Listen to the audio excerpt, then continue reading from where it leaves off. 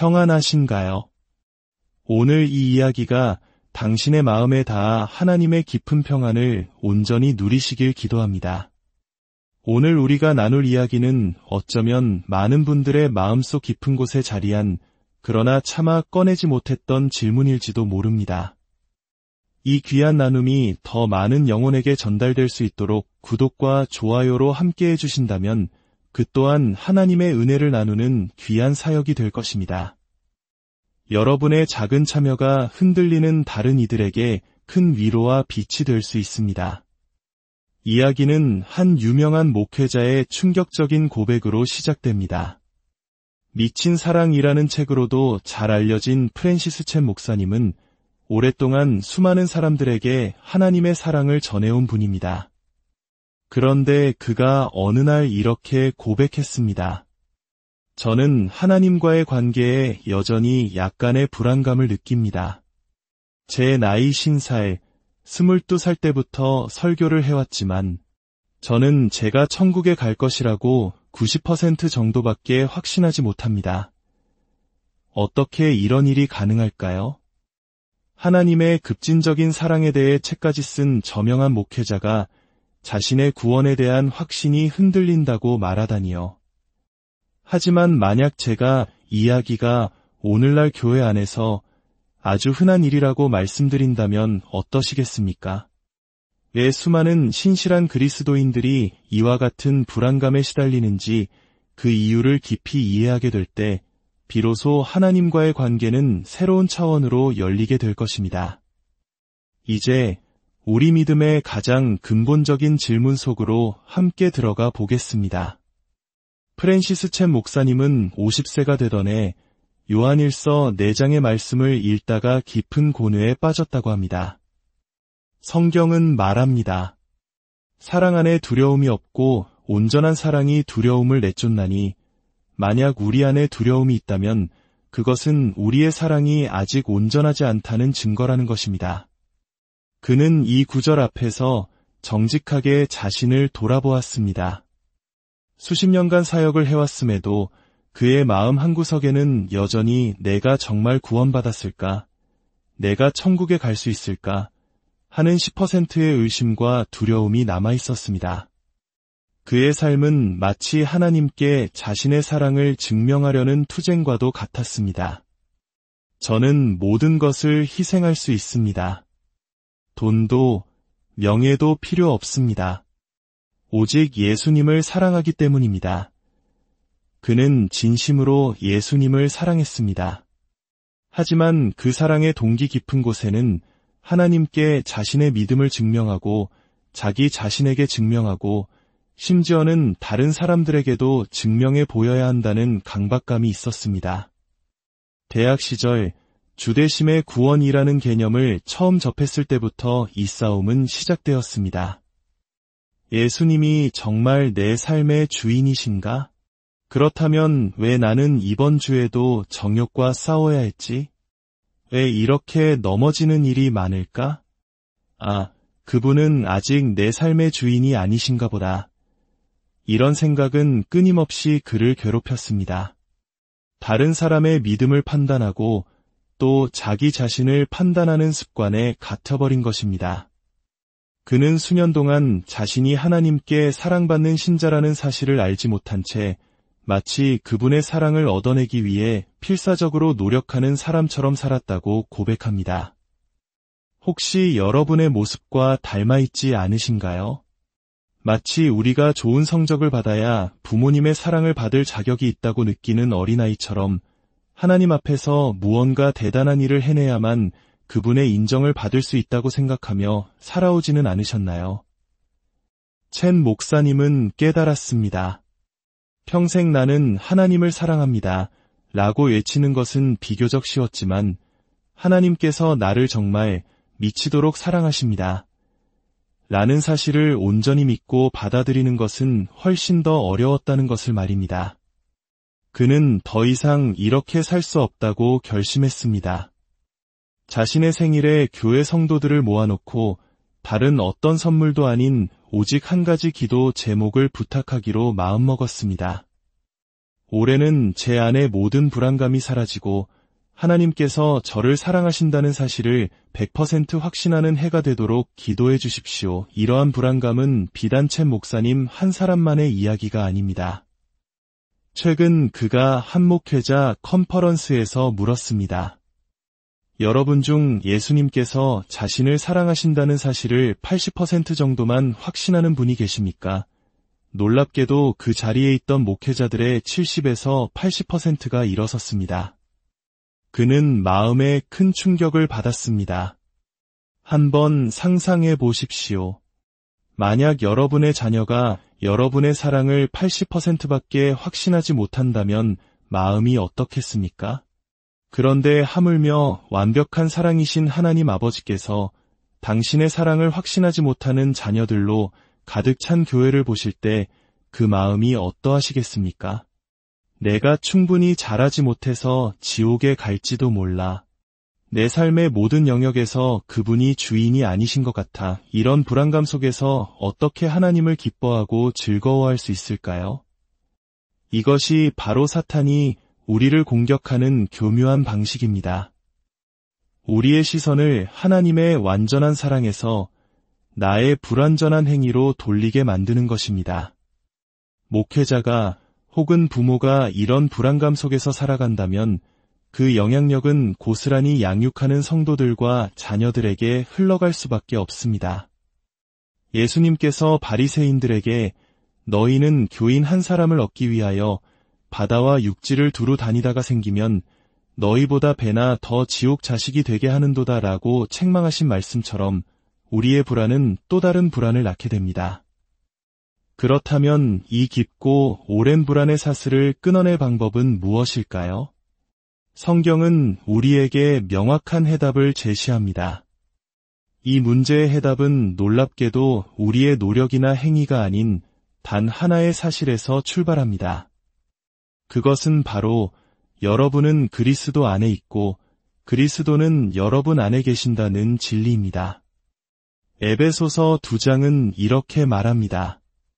긍휼이 풍성하신 하나님이 우리를 사랑하신 그 큰 사랑을 인하여 허물로 죽은 우리를 그리스도와 함께 살리셨고 또 함께 일으키사 그리스도 예수 안에서 함께 하늘에 앉히시니 핵심은 그리스도 예수 안에서라는 구절입니다.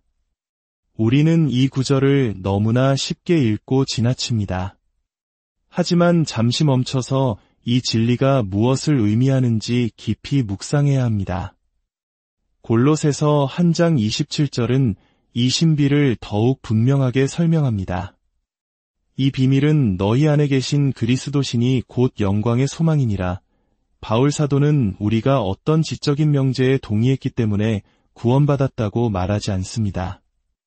그는 훨씬 더 영적으로 급진적인 현실을 묘사하고 있습니다.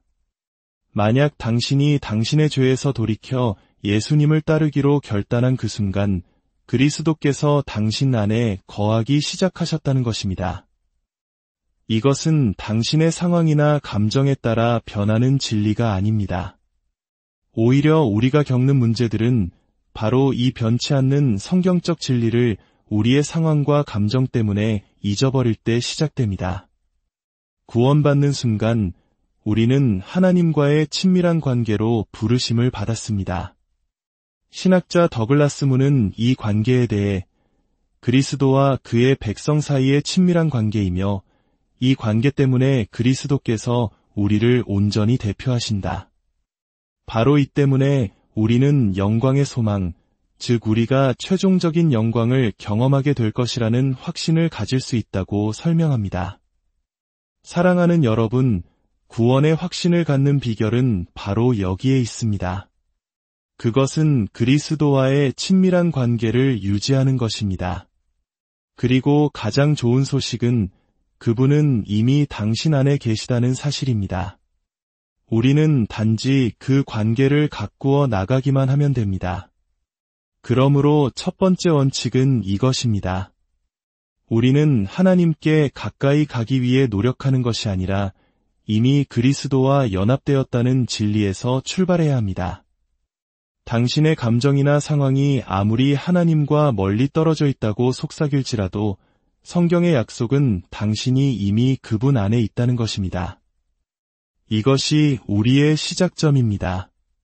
두 번째 원칙은 성경의 이 약속을 믿음으로 붙잡는 것입니다. 많은 그리스도인들이 이 부분에서 어려움을 겪습니다. 우리는 하나님의 약속을 믿음으로 사는 삶을 훈련하는 데 서툽니다. 우리는 예수님의 부활과 같은 지적인 명제들을 믿는 데는 익숙하지만 하나님과의 친밀감을 발전시키는 법에 대해서는 소홀히 하는 경우가 많습니다. 믿음은 구원을 위한 단 한 번의 관문이 아닙니다. 그것은 우리의 삶 전체를 이끌어가는 방식이어야 합니다.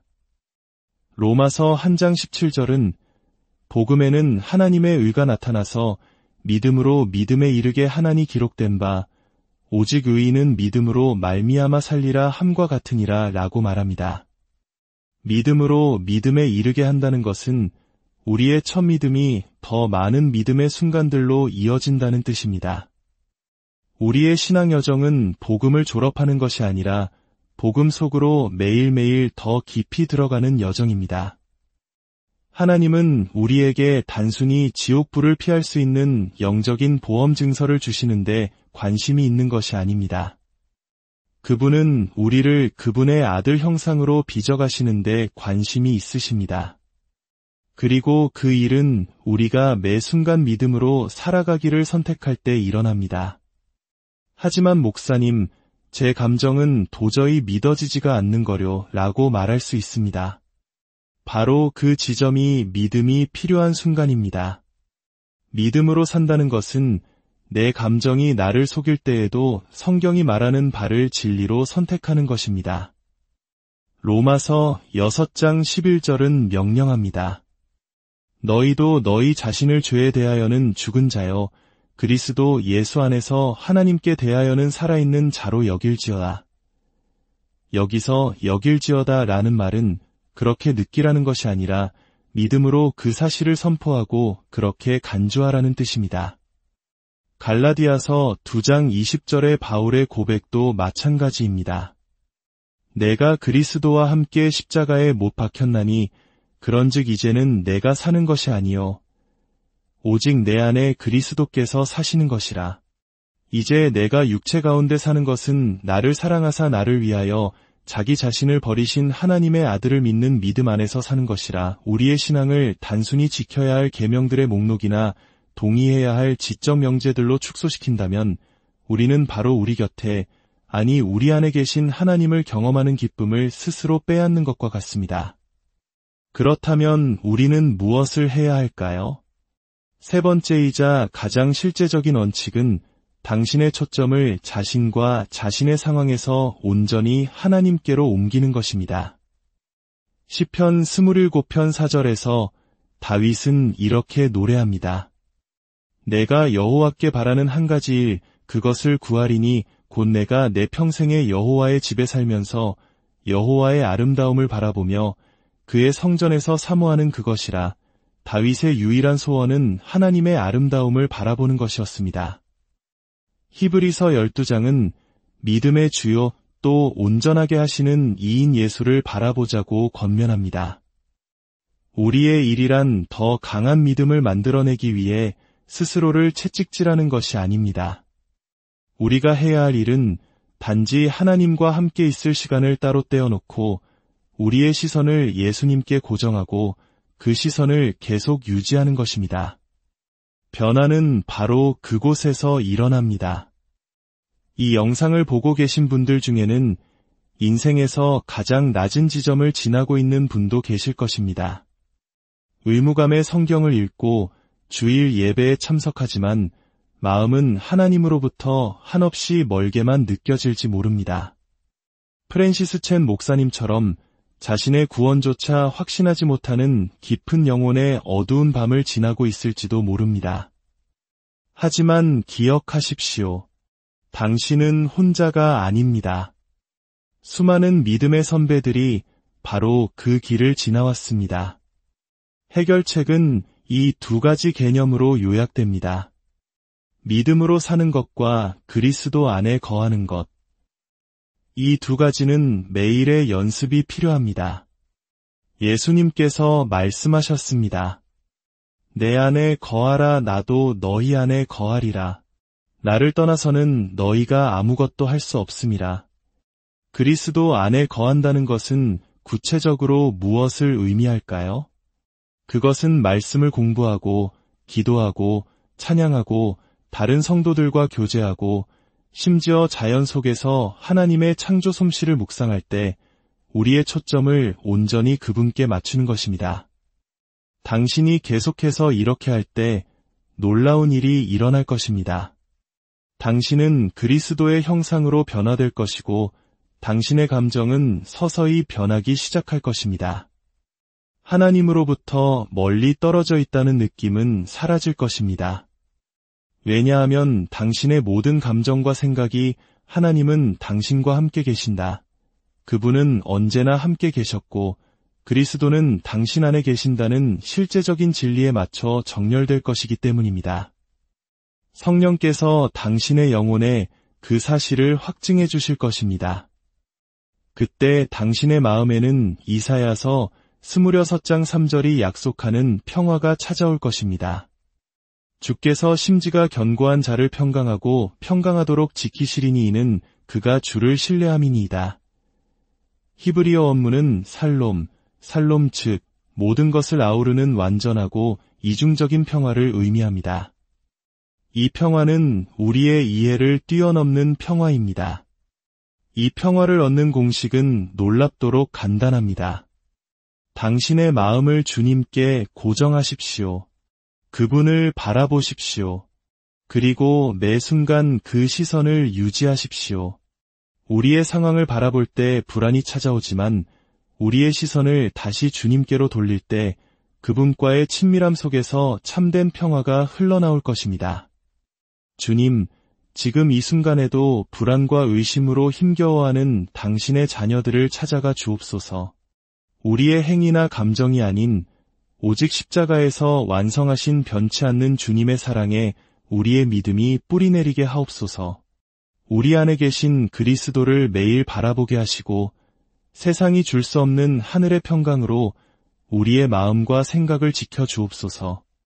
우리를 얼마나 사랑하시는지 그 깊이와 넓이를 날마다 깨닫는 은혜를 더하여 주옵소서. 예수 그리스도의 이름으로 기도합니다.